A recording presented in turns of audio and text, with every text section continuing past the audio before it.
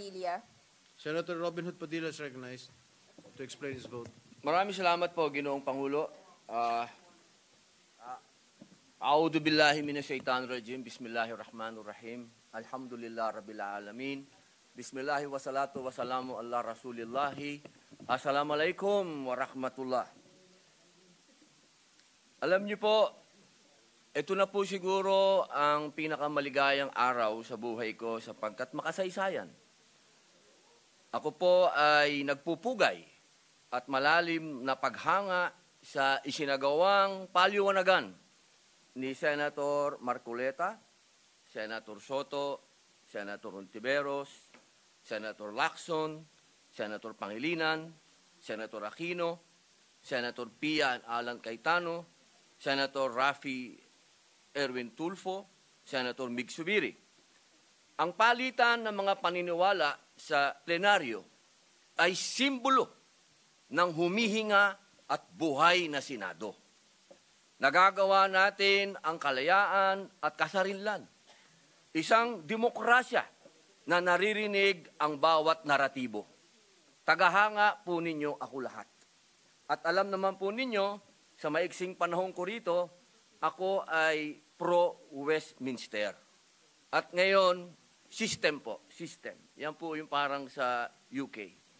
At yan po yung nakita ko ngayong araw na ito. Ang lahat ng mga senador ay gising, ang lahat ng mga senador ay nandito, ang lahat ng mga senador ay nagtatrabaho sa ayon sa kagustuhan kong makita ko ang bawat debate at ang bawat opinion ng bawat isa. Kaya nagpapasalamat po ako. Napakagandang araw po nito sa inyong lahat at sa ating lahat. Ngayon, mga kababayan, gusto ko pong malaman ninyo na ako po ay nagbibigay-pugay sa lahat ng nanonood sa atin ngayon.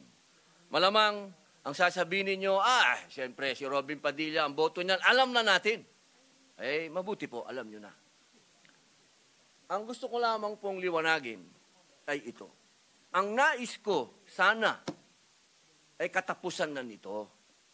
Dismissal. Una pa lang po, bago pa lang po kami na-convene, labag na po sa kalooban ko na matuloy ito. Nakita nyo naman po, noong nagkasumpaan, talagang ipinaglalaban namin na politika ito. Politika ito At kailangan ng due process. Pero natuloy pa rin po, nag-convene pa rin. Pero hindi pa rin po ako nagsuot ng robe dahil para sa akin ay protesta. Dahil ayoko po talagang matuloy. Bakit? Sa loob po ng matagal na panahon ni Bonifacio, ni Aguinaldo, panahon ni Aguinaldo, ni Quezon, panahon ni Marcos Sr., ni Aquino Sr., ni Aquino Jr., ni Arroyo, Marcos Jr., PRRD Duterte, HOR ngayon, at Vice President Duterte. Hindi na po tayo natapos sa usapin ng politika at yaan po ay pinagtibay ng Supreme Court sa kanyang desisyon na sinabi niya mismo, oo, politikal ang impeachment, pero hindi kailanman dapat masagasaan nito ang karapatan ng tao. Malinaw at yun po ang pinaglalaban natin at kailangan dumaan sa tamang proseso. At yan po ang pinaglalaban natin. Ngayon, mga mahal kong kaibigan, pagkatapos po natin marinig ang bawat punto ng bawat isa, sana po matapos na po ito at harapin na po natin ang mga tunay na problema ng bayan. Katulad po ng sweldo, katulad po ng agrikultura, pagkain, kaguluhan sa West Philippine Sea, sa buong mundo. Ang dami po nating dapat pag-usapan. Total, meron pa naman pong Pebrero. Ang sinabi naman po ng Supreme Court at ang Supreme Court naman po, ang siya naman po dapat na sinasabi ng saligang batas. Malinaw po. Matagal po akong ginawang chairman ng constitutional ni dating Pangulo Mig Zubiri. Pinagkatiwalaan niya po tayo, pinag-aralan po natin yan, at malinaw sa konstitusyon na ang magpapaliwanag ng saligang batas ay Supreme Court.